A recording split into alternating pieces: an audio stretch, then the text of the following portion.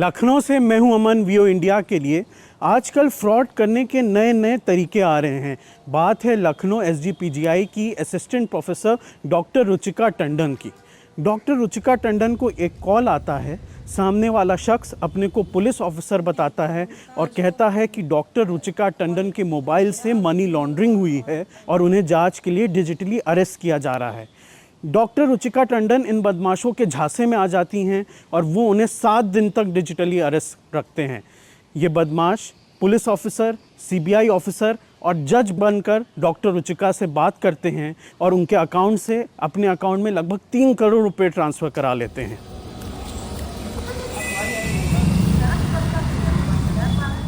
मेरे पास एक दिन मॉर्निंग में कॉल आया कि हम ट्राइस से बोल रहे हैं और आपका जो फ़ोन है वो बंद कर दिया जाएगा और जो जितने भी फ़ोन्स हैं, नंबर्स हैं, वो सब बंद हो जाएंगे आधे घंटे के अंदर, क्योंकि इसके अगेंस्ट कंप्लेंट रजिस्टर्ड है। मुंबई साइबर पुलिस स्टेशन में 22 कंप्लेंट्स आई हैं कि लोगों को हैरेसिंग मैसेजेस गए हैं इस फ़ोन से। फिर ये कह के उन्होंने कॉल ट्रांसफ़र की एक सो कॉल्ड आईपीएस ऑफिसर को, जो कि मुंबई पुलिस साइबर स्टेशन के पुलिस ऑफिसर बता रहे थे।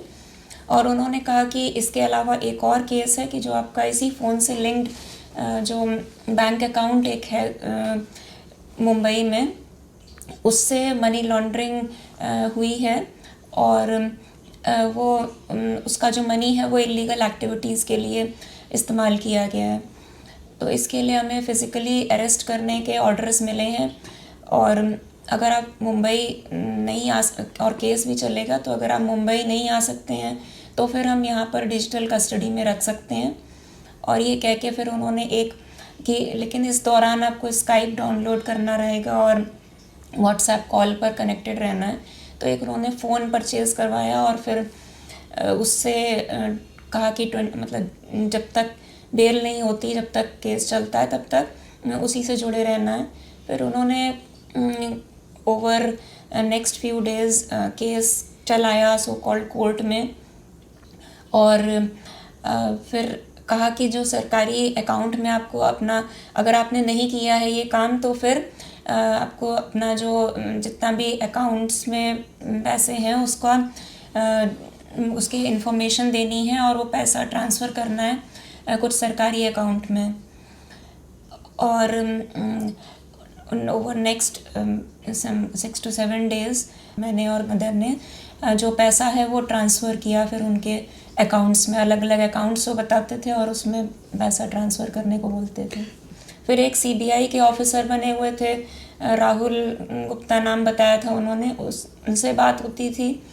एक कोई जस्टिस धनंजय करके जज थे जो कि आते थे जिस समय कोर्ट का टाइम होता था।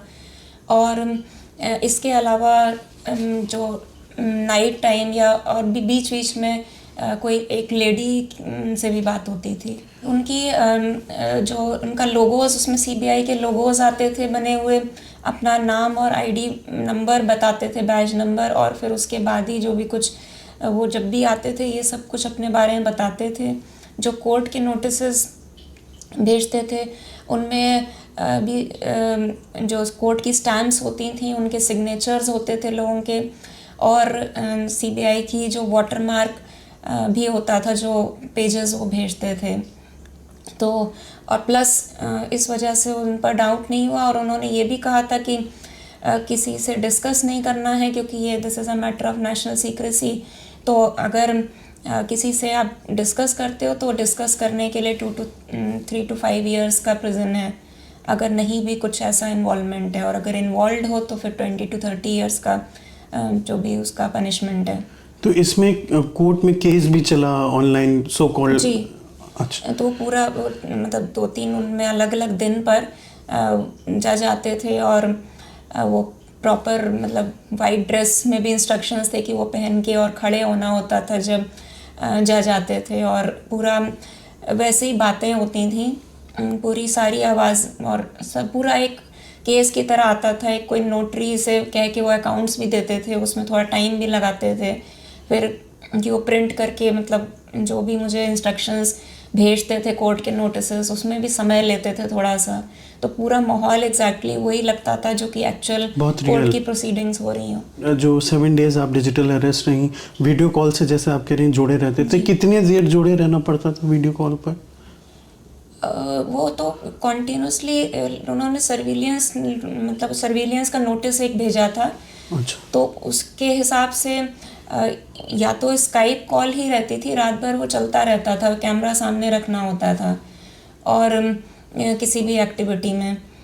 और बाकी अगर जब वो बाहर भेजते थे बैंक्स के लिए, तब फिर वो व्हाट्सएप से लोकेशन शेयर करते थे और व्हाट्सएप कॉल उतनी देर जब तक ड्राइव करते थे तब तक वो वीडियो चलता था। इन 7 डेज में आपने कितने पैसे उनको अराउंड ट्रांसफ़र किए? टोटल अराउंड 7-8 डेज में बिटवीन 2 to 3 करोड़ ट्रांसफ़र किया है। क्या हुआ फाइनली कि उन्होंने छोड़ दिया आपको? नहीं, उन्होंने एक्चुअली 7 दिन के लिए तो छुट्टी लेने को कहा था इंस्टीट्यूट से। तो कि आप बीमार हो या जो भी बताया था।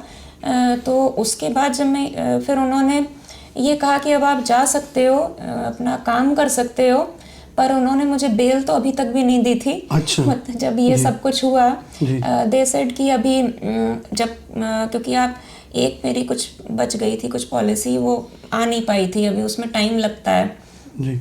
तो उन्होंने कहा कि जब वो आ जाएगी सब कुछ, तो जो कुछ हमने कोर्ट में दिया है, जब सारी चीज़ें आ जाएंगी तभी हम बेल के लिए। अच्छा, पॉलिसी के भी पैसे कह रहे थे कि उन्हें चाहिए?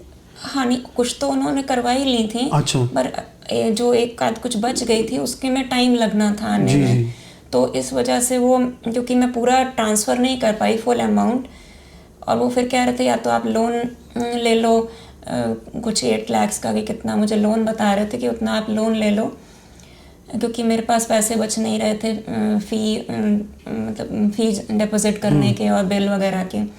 तो फिर वो लोन का बता रहे थे और कह रहे थे कि अगर, क्योंकि पूरा पैसा अभी ट्रांसफ़र मतलब कुछ बचा हुआ है, तो इस वजह से वो बेल नहीं दे सकते अभी, तो आप चले जाओ, ड्यूटी कर लो, लेकिन उसके बाद ही जब वो ट्रांसफ़र होगा तब प्रॉपर बेल मिलेगी। आपको कब पता चला कि ये जो है डिजिटल अरेस्ट जैसी कोई चीज़ नहीं होती है? 7 दिन गुजर गए, उसके बाद आपको कैसे पता चला? जब ये हो गया उसके बाद नेक्स्ट डे जब ड्यूटी मैंने किया, अपना ओपीडी किया, उस दिन मुझे नहीं आइडिया लगा। उसके नेक्स्ट डे जब मैं अपने रूम में थी तो वहाँ मैंने खोला अपना कंप्यूटर पर, देखा नेट पर किसी एक मीडिया वेबसाइट पर दिया हुआ था कि some doctor has been duped of so much amount by fraudsters posing as fake CBI officers। तो वो मुझे दिखा एक चीज़, वो नियरेस्ट पुलिस स्टेशन में मैंने जाके पूछा, तो वो मतलब उन्होंने सुनते ही, थोड़ी सी चीज़ सुनते ही उन्होंने एग्जैक्टली यही पूछा कि कुछ पैसा तो नहीं ट्रांसफ़र किया। तो उससे मुझे फिर आई केम टू नो कि इट इज़ ऑल फेक। तो अभी जैसे STF ने कुछ लोगों को पकड़ा है, तो क्या आपके कुछ पैसे वापस भी मिल पाए? एक्चुअली जो पैसे की का रिकवरी है वो मुझे अभी बहुत ही लाइक नॉमिनल अराउंड 1.7 lakhs बस मिल पाया है। अच्छा, जी। Out of so many crores. इसी तरह मशहूर कवि नरेश सक्सेना के पास भी कॉल आता है, सामने वाला अपने आप को पुलिस ऑफिसर बताता है और नरेश सक्सेना को 6 घंटे से ज़्यादा तक डिजिटल अरेस्ट रखता है। यही नहीं, वो उनसे कविताएं, शेर और बांसुरी भी सुनता है, पर घर वालों की सूझबूझ की वजह से वो उनके अकाउंट से पैसे नहीं निकलवा पाता। बातचीत ये थी कि आपका फ़ोन 2 घंटे बाद बंद हो जाएगा। अच्छा। मैंने कहा क्यों? कहा ये हमें नहीं पता, ये आपको हम पुलिस से कनेक्ट कर देते हैं, वो लोग बताएंगे, पुलिस वाले बताएंगे। अच्छा, पुलिस वालों ने बताया कि हम मुंबई के किसी इलाके का नाम बताया, फोर्ट थाने के इलाके से बोल रहे हैं और यहाँ आपकी शिकायत दर्ज है कि आपने अकाउंट खोला हुआ है और मनी लॉन्ड्रिंग हो रही है उसके ज़रिए। अरे मैंने कहा मेरा कोई अकाउंट मुंबई में नहीं है। तो उन्होंने कहा कि देखिए फ्रॉड बहुत हो रहा है आजकल, आपका तो आपको पता ही नहीं है, आपका तो वारंट कटा हुआ। मैंने कहा वारंट कटा हुआ है, क्यों, क्या बात है? तो बोले हम आपको सीबीआई इंक्वायरी है आपके खिलाफ, उनसे कनेक्ट करेंगे। जी। उनसे कनेक्ट कर दीजिए। सीबीआई इंक्वायरी जो भी था वहाँ से कोई बोला तो उन्होंने कहा कि देखिए आप करोड़ों सैकड़ों करोड़ रुपए का मनी लॉन्ड्रिंग है, बहुत गंभीर सीरियस मामला है और आपको गिरफ्तार हो जाना चाहिए था, तो फ़िलहाल हम आपको डिजिटल अरेस्ट कर रहे हैं। तो बोले अच्छा, ऐसा लगता है कि आपके साथ भी ये फ्रॉड हुआ है। तो कोई बात नहीं है, अगर आपके अकाउंट में कोई फॉरेन मनी एक्सचेंज नहीं आई और आपने कोई वो डीलिंग आपकी नहीं मिलती उसमें, तो फिर हम आपको रिलीज़ कर देंगे, लेकिन फ़िलहाल आप इस कमरे से बाहर न जाएं। इसके खिड़की दरवाजे कहाँ हैं, दिखाइए ज़रा। तो मैंने दिखाया तो बोले कि ठीक है, आप हमेशा, आप पूरी रात आप कमरे के अंदर रहेंगे और किसी को ये बात बताएंगे नहीं। कमरा उन्होंने देखा तो बोले बहुत किताबें हैं, इतनी किताबें हैं? तो मैंने कहा मैं लिखता हूँ, पढ़ता भी हूँ। क्या लिखते पढ़ते हैं? मैंने कहा कविताएं लिखता हूँ। बोले अच्छा, आप लेखक हैं सचमुच में? मैंने कहा हाँ। तो बोले कि तो मीर का कोई शेर बताइए। जो उन्होंने कहा। मैंने बता दिया, अभी तो रोते रोते सो गया है, सिरहाने मीर के आहिस्ता बोलो। बोले हाँ ठीक है। गालिब का भी कोई शेर ध्यान में है? मैंने कहा हाँ बिल्कुल है। होता है शबो रोज़ तमाशा मेरे आगे, घिसता है जबी खाक पे दरिया मेरे आगे। अरे बोले आप तो वाकई हम लोगों की मतलब जो हॉबी है, शौक़ है मेरा भी पोइट्री, तो मिलती जुलती है आपसे। तो आप तो बुज़ुर्ग आदमी हैं, हमारे पिता के बराबर आपकी उम्र है, हम आपको परेशान करना नहीं चाहते, लेकिन मजबूरी है, क्या किया जाए। सुबह हम आपको जल्दी से जल्दी रिलीज़ करवा देंगे। अब उन्होंने कहा कि मेरे कमरे में बांसुरियाँ भी रखी हुई थी। अच्छा। तो बोले ये बांसुरी कौन बजाता है? मैंने कहा मैं ही कभी कभी बजाता हूँ। जी। बोले सुनाइए। मैंने कहा बांसुरी सुनेंगे? तो बोले देखिए, अब पूरी रात हमको, मुझे मेरी ड्यूटी है कि मैं आप पर पूरी रात नज़र रखूं, तो करूं क्या? बैठा बैठा आपको देखूंगा, लेकिन जब आपको नींद लगे तो आप सो जाना, लेकिन अपना ये मोबाइल इस तरह से रखना कि आप सोते हुए भी दिखाई देते रहें। ये मेरी ड्यूटी में शामिल है। तो कुछ कविताएं भी सुनाइए। कुछ देर उन्होंने बांसुरी सुनी, फिर उन्होंने कहा कि अच्छा कोई कविताएं अपनी सुनाइए। वो भी सुनाई, कोई बहुत तारीफ़ और बड़ी वाह की। कुछ दोबारा सुनी। अच्छा। कि ये तो अरे वाह, वो वाली दोबारा सुनाइए। अब मुझे लगा भाई बहुत कविता को जानने पहचानने वाले और बड़े शाइस्ता लोग हैं, मेरे साथ बहुत तमीज़ से पेश आ रहे हैं और सिर्फ वो इनकम टैक्स रिटर्न देखेंगे और मेरे अकाउंट वेरीफाई करेंगे, उसमें कुछ है नहीं, तो सुबह मेरी छुट्टी हो जाएगी। तो ये जो हमारा अभी पोता है छोटा, इसने दरवाजे खटखटाए, बाबा खोलो बाबा खोलो, तो मैंने खोल दिया। तो जैसे ही ये मेरी बहू अभी आई थी, ये झपट के अंदर आई, उसने मेरे हाथ से फ़ोन छीन लिया। फ़ोन छीन करके उसने ब्लॉक कर दिया। अच्छा। मैंने जब तक कहा अरे बात सुन लो, उसने कहा कुछ नहीं। अच्छा, उससे पहले उन्होंने डांटना शुरू कर दिया कि देखिए आप लोग इंडल्ज हो रहे हैं और आप लोग गिरफ़्तार हो जाएंगे और मैं अभी फ़ोन कर देता हूँ और सारे घर वाले आपके जो हैं वो जेल चले जाएंगे। और नाम बताए कि वो इंस्पेक्टर माथुर और फला जो हैं वो अभी 5 मिनट में आएंगे आपके घर, और पर आप बिल्कुल कमरे से बाहर निकल जाइए। इसने उनको ब्लॉक कर दिया। ब्लॉक करके मैं बाहर आया तो उन लोगों ने कहा ये फ्रॉड बहुत हो रहा है। डिजिटल अरेस्ट एक साइकोलॉजिकल प्रेशर बनाने का तरीका है कि आप जहाँ बैठे हैं वहाँ से उठिएगा मत, आपको अब अरेस्ट कर लिया गया है। और लोग बाग इस झांसे में आ जाते हैं। मुझे बड़ा अफसोस होता है कि बहुत से पढ़े लिखे लोग जो कि अच्छे खासे प्रोफेशंस में हैं, वो भी इस झांसे में आ जा रहे हैं और वो वहीं बैठे हुए अपना मनी ट्रांसफ़र कर रहे हैं। सबसे ज़्यादा ज़रूरी है कि जो ऐसे नंबर्स हैं जो कि आपके नोन लिस्ट में नहीं हैं, वीडियो कॉल वगैरह कभी भी उस पर रिसीव नहीं करनी चाहिए। कोई हाय लिख के भेजे व्हाट्सएप पे, आपने तुरंत उसको फ़ोन कर लिया कि भैया आप कौन बोल रहे हैं, क्या है। ऐसे नंबर्स को तुरंत ब्लॉक कर देना चाहिए।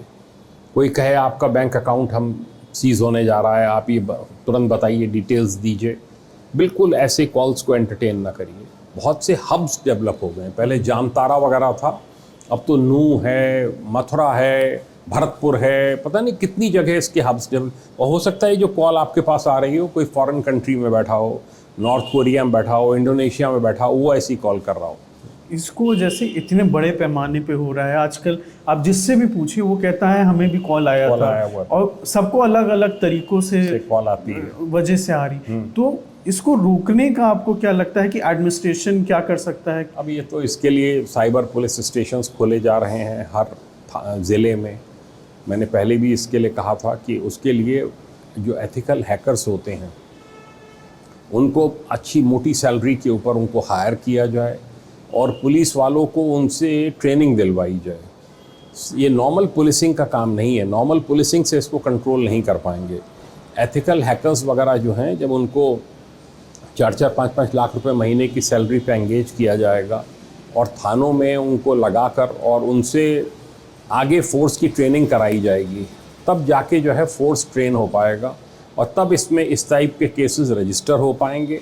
अभी क्या है, इतनी संख्या में कॉल्स आ रही हैं कि पुलिस के लिए भी पॉसिबल नहीं है कि वो इतने सारे केसेस को रजिस्टर करके और उनको डिटेक्ट कर सके कि ये कहाँ पर, ये जो बैठा है ये कहाँ बैठा है, किस कंट्री में प्लेस्ड है। ये पता लगाना बड़ा मुश्किल काम है। थोड़ा बता दें एथिकल हैकर्स क्या करते एथिकल हैं? हैकर्स एक तो ये होते हैं जैसे नॉर्थ कोरिया में हैं और चाइना में हैं और बहुत सी जगह हैं जो लाइंस ऑफ कम्युनिकेशंस को सबको जो है वो सीज कर देते हैं और पूरा नेटवर्क्स को ठप कर देते हैं। एडमिनिस्ट्रेशन की, पुलिस की मदद करते हैं ऐसे लोगों को ट्रेस कराने में जो कि इस प्रकार की कॉल्स कर रहे हैं, जो इस प्रकार के कॉल सेंटर्स चला रहे हैं और जो इस प्रकार के क्राइम्स में लिप्त हैं। आखिरी सवाल, जैसे अभी पीजीआई का केस आपने कहा, 1 हफ्ते तक वो वीडियो कॉल करती रही, डिजिटल अरेस्ट नहीं, करीब 3 करोड़ उनके ले लिए गए। ऐसी सिचुएशंस में ऐसे लोगों को, लोग पकड़े गए हैं पर पैसा इतना रिकवर नहीं हुआ है। हम लोग ने उनसे बात की 2 लाख के करीब, तो कितना मुश्किल होता है पैसे को वापस ले आने? देखिए, डिपेंड करता है, फॉरेन कंट्रीज़ में चला गया पैसा, फॉरेन अकाउंट्स में चला गया तो रिकवरी बड़ी मुश्किल हो जाती है। वो आगे एक के बाद एक आगे ट्रांजैक्शंस होते रहते हैं, तो एंड तक पहुंच पाना, रिकवर कर पाना बड़ा मुश्किल काम है।